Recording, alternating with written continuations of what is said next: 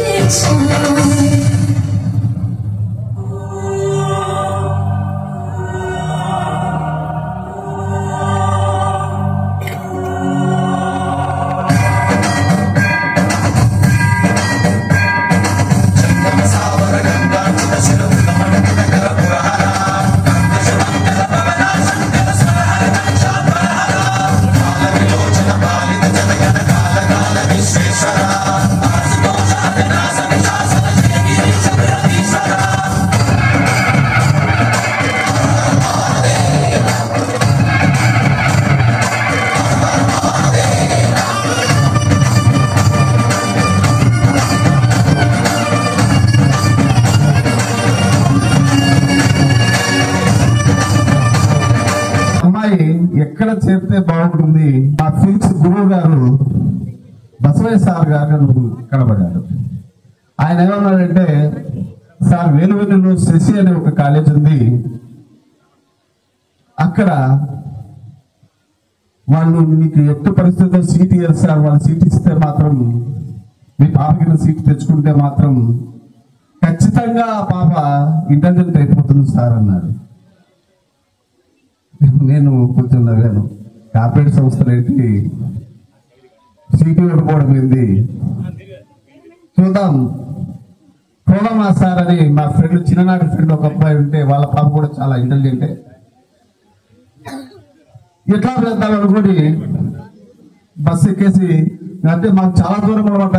మాకు అంటే తణుకు రావాలి, విజయవాడ రావాలంటేనే 300 కిలోమీటర్లు, ఆ నుంచి ఒక 300-400 కిలోమీటర్లు, అంటే దగ్గర 500 చిల్లర కిలోమీటర్స్ బయలుదేరాలి. వచ్చి ఎగ్జామ్ రాసాము. అక్కడ ఫస్ట్ అటెంప్ట్ లో మా పాపకు 90% వచ్చింది. చాలా సంతోషపడ్డాను. నా పాపకి 90% అంటే చాలా బాగా చదివించిండ్రు అని అనుకున్నాను. ఎంసెట్ సార్ చెప్తున్న ఎంసెట్ లో 2775 ర్యాంక్ తో అస్సలు చదవకుండానే సీట్ తెచ్చుకోగలిగే కెపాసిటీకి తీసుకొచ్చిన ఈ శశికి నేను ఎలా రుణపడి ఉన్నానో నాకే అర్థం కాలేదు. నా పాప ఫ్రీ ఎడ్యుకేషన్ చదివి ఈరోజు అమ్మాయి ఇన్ఫోసిస్ లో కూడా సెలెక్ట్ అయింది. ఆ విధంగా మాకు శశి ప్రస్తావన జరిగింది. కానీ మా ఫాదర్ ఒక మాట అనేవాడు, నా వీడి చిన్నపిల్లోడు, వీడి 8th క్లాస్ లో తీసుకుపోయి శశిలో వేస్తానంటున్నావు. అప్పుడే నిర్ణయం తీసేసుకున్నాను నా అబ్బాయిని, నా బాబును.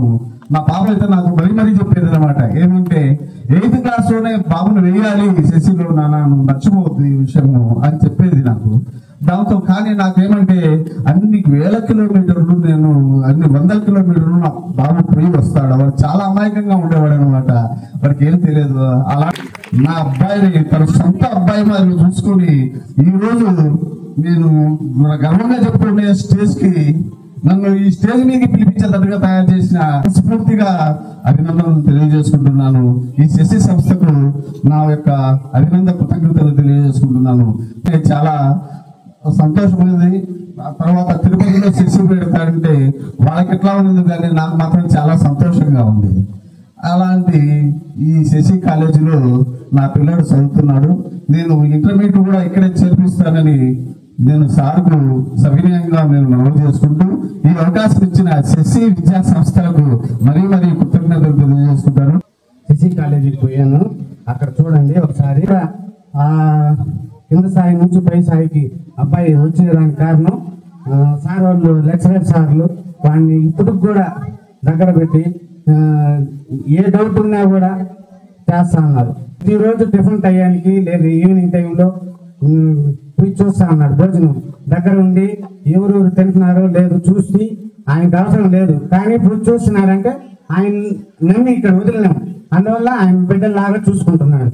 అందువల్ల ఇప్పుడు కూడా సార్ నేను ఇప్పుడు వచ్చిన క్లాసుల్లో వాళ్ళు అక్కడ చదివేటప్పుడు ఆ క్లాసుల కాడికి అటా చూడడం, ఈ రిసెప్షన్ కాడికి రావడం, నేను ముందు క్లాస్ దగ్గరికి పోయేటప్పుడు కూడా అట్లా వచ్చి దగ్గర వచ్చి చూసుకుంటా పిల్లలందరినీ చూస్తా ఉన్నాడు. ఎట్లా రాస్తున్నారు ఏమి అని అటా చూస్తా వెళ్తున్నాడు.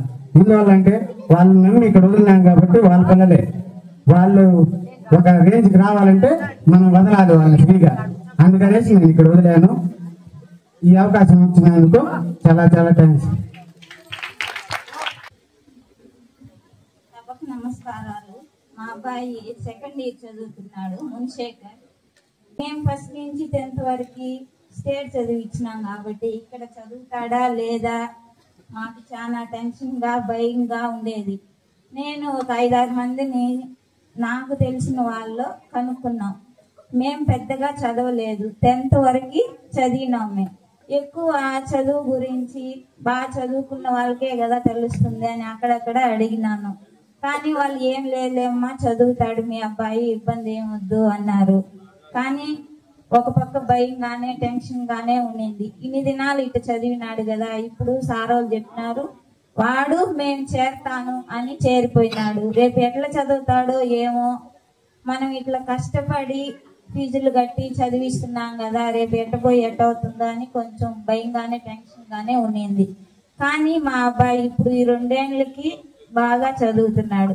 మా అబ్బాయికే చెప్పుకున్నాం, ఇంతమంది పిల్లల్లో నీకని పోయి చెప్పి ఇబ్బంది పెట్టకూడదు నాయన, నీకు ఇష్టం ఉన్నింది తిను, రోజు దోసే కావాలంటే ఇంట్లో లాగా కుదరదు, మనమేదో చదవాలా చేయాలని ఆడ మిమ్మల్ని పెట్టినాము, మీరు భోజనం గురించి ఆలోచించొద్దు, ఈ 2 ఏళ్ళు కష్టపడి చదువుకో అనేసి మా అబ్బాయికి చెప్పినాము. ఇప్పుడు బాగున్నాడు, ఫస్ట్ సెకండ్ లో వస్తున్నాడు. ఇప్పుడు దీనికి మెయిన్స్ రాస్తున్నాడు. మేము కూడా అనుకుంటున్నాం మా అబ్బాయి ఫస్టే రావాలని, కానీ ఇంకా దేవుడు ప్రయత్నం. సార్ చెప్పినట్టు మేము కూడా పండుగలకి పబ్బాలకి తీసుకెళ్ళటం లేదు. ఆ అబ్బాయికి జ్వరం వచ్చినా ఏమొచ్చినా ఇక్కడ కిరణ్ సార్ కూడా బాగా చూసుకున్నాడు, చెప్తా ఉన్నాడు. అందుకని మీరు కూడా మీ పిల్లల్ని చేర్చాలనుకున్నా ఏమి ఇబ్బంది లేదు, శశి స్కూల్లో జాయిన్ చేయొచ్చు. Thank you. సభకు నమస్కారం. నా పేరు మధుసూదన్. నేను Kadapa Sri Sai Vignan English medium high స్కూల్లో మ్యాథ్స్ అసిస్టెంట్గా పనిచేస్తున్నాను. 29 సంవత్సరాలు నా ఎక్స్పీరియన్స్. నాకు ఒకటే ఒక కూతురు. తనని ఇక్కడ ఇంటర్మీడియట్ ఫస్ట్ ఇయర్లో చేర్పించాలని చాలా కాలేజెస్ తిరిగాను.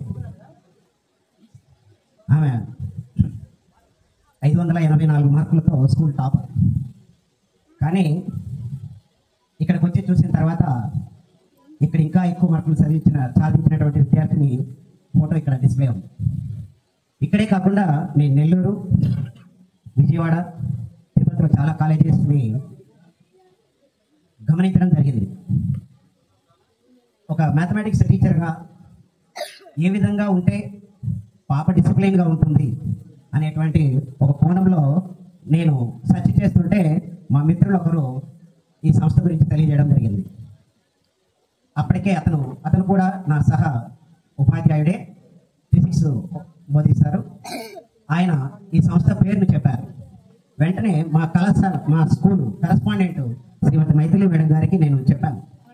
ఆమె వెంటనే చెప్పారు, ఈ సంస్థ గురించి నేను కూడా విన్నాను, వాళ్ళ అసోసియేషన్లో ఒకసారి విజయవాడలో కలిసి చర్చించుకోవడం జరిగింది, కాబట్టి మంచిగా ఉంటుంది, నువ్వు ఆలోచించద్దు. శ్రీ వెంకటేశ్వర స్వామి పాదాల చెంత నా బిడ్డ చదువుతున్నందుకు నేను ఎంతో గర్వంగా ఫీల్ అవుతున్నాను. నేను మొట్టమొదటిగా ఈ కాలేజీని విజిట్ చేసినప్పుడు వచ్చిన వెంటనే అడ్మిషన్ టెస్ట్ రాయగలుగుతుందా పాప అన్నారు. మేమందరం వచ్చాను, ఫ్యామిలీ మేము ముగ్గురు. రాయగలుగుతుంది అని గర్వంగా చెప్పాను నేను. ఇమీడియట్లీ కండక్ట్ చేశారు. వెంటనే వాళ్ళు అనుకున్నటువంటి పర్సంటేజ్ కంటే కూడా నాకు ఎక్కువగా డిస్కౌంట్ ఇస్తామని అప్పుడే చెప్పారు. సరే ఆలోచిద్దామని రిజల్ట్ రాకముందే వచ్చాము. తర్వాత రిజల్ట్ వచ్చిన తర్వాత వస్తామని చెప్పి వెళ్ళిపోయాము. తర్వాత అన్ని మిగతా కాలేజీల్లో కూడా నేను ఎంక్వైరీ చేసుకోవడం జరిగింది. మన ఇక్కడ చెప్పినటువంటి పెద్దలు చెప్పినటువంటి వాళ్ళ కళాశాల విషయాలలో, వాళ్ళ కళాశాల గురించి చెప్పిన విషయాలన్నిటికీ ప్రత్యక్ష సాక్ష్యం నేనే. అవన్నీ నిజం అని చెప్పడానికి ఒక ప్రత్యక్ష సాక్ష్యం నేనే.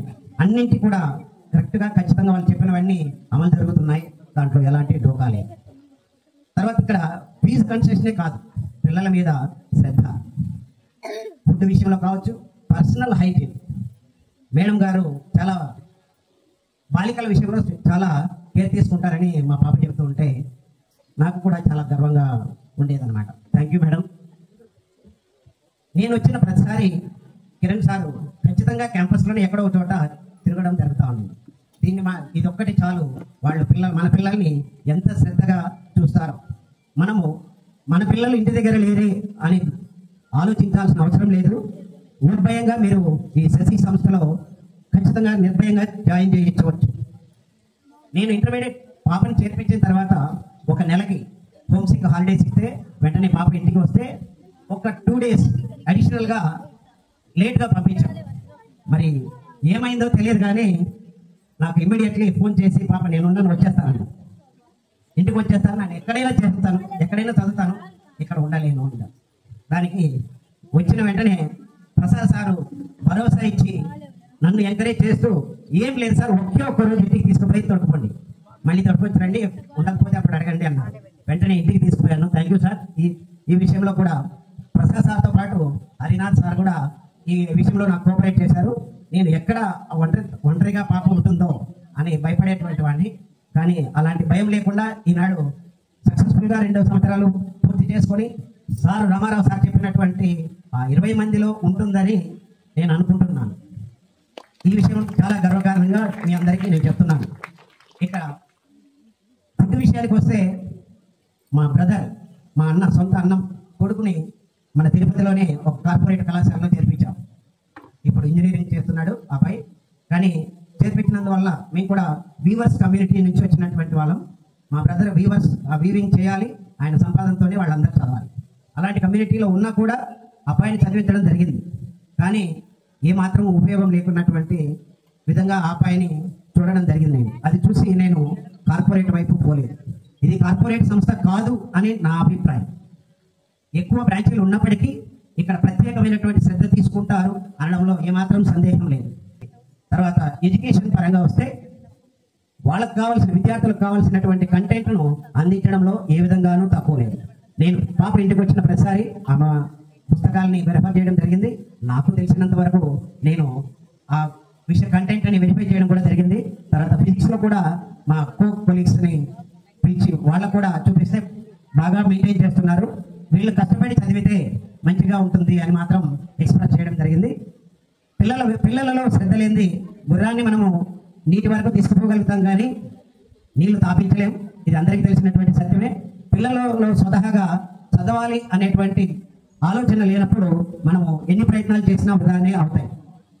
అన్ని ప్రయత్నాలను కూడా వాళ్ళు పాఠశాల, కళాశాల లెక్చరర్లు అందరూ కూడా, అంటే సీనియర్ లెక్చరర్లే ఉండి దగ్గరుండి పిల్లలకి ఈ విషయాల మీద అవగాహన కల్పిస్తూ ప్రత్యేకమైనటువంటి శ్రద్ధ తీసుకుని వాళ్ళను మోటివేట్ చేస్తూ ఇంత స్థాయికి తీసుకొని వచ్చారని చెప్పడానికి నాకు గర్వకారణంగా ఉంది. అలాగే మనకు ఈ సిస్టమ్, ఎడ్యుకేషన్ సిస్టమే కాకుండా ఇక్కడ పరిసరాల సిస్టమ్, ఒక పేరెంట్ని అనుమతించడం, తర్వాత పిల్లల్ని బయటికి పంపించడం, ఇలాంటివన్నీ కూడా మిగతా కాలేజీలతో పోల్చుకుంటే ఇక్కడ చాలా చక్కగా ఉంది. దీంట్లో ఏమాత్రం డౌట్ లేదు. ఇక్కడ టోటల్ స్ట్రెంగ్త్ కూడా కార్పొరేట్లో లాగా ఒకే విధమైనటువంటి స్ట్రెంగ్త్తో వివిధ సెక్షన్లు మెయింటైన్ చేయడం అలాంటిది లేదు. లిమిటెడ్ సెక్షన్స్ తీసుకోవడం, దానికి ప్రూఫ్ ఇప్పుడు ఉన్నటువంటి మా పాప ఉన్నటువంటి సెక్షనే తక్కువ మందితో ఎక్కువ శ్రద్ధ చూపడం, దానివలన పిల్లల మీద ఎంతో మంచి ప్రభావం ఉంటుంది. 85.5% అబ్బాయిలు, 83.8% అమ్మాయిలు ఈ సోషల్ మీడియా వైపు మొగ్గు చూపుతున్నారని తెలిసింది.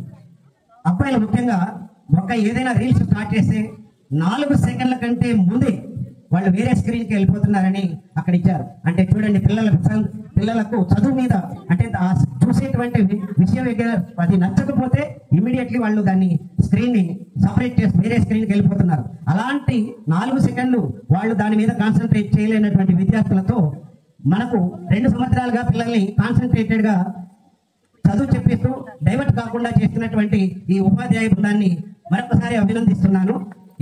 తర్వాత ఎగ్జామినేషన్ సిస్టమ్ కూడా ప్రతి ఎగ్జామ్ రిజల్ట్ అని ప్రతి వారం మనకు పేరెంట్కి ఇమ్మీడియట్లీ అందించడం జరిగింది. దీనికి నేనే ప్రత్యక్ష సాక్ష్యం.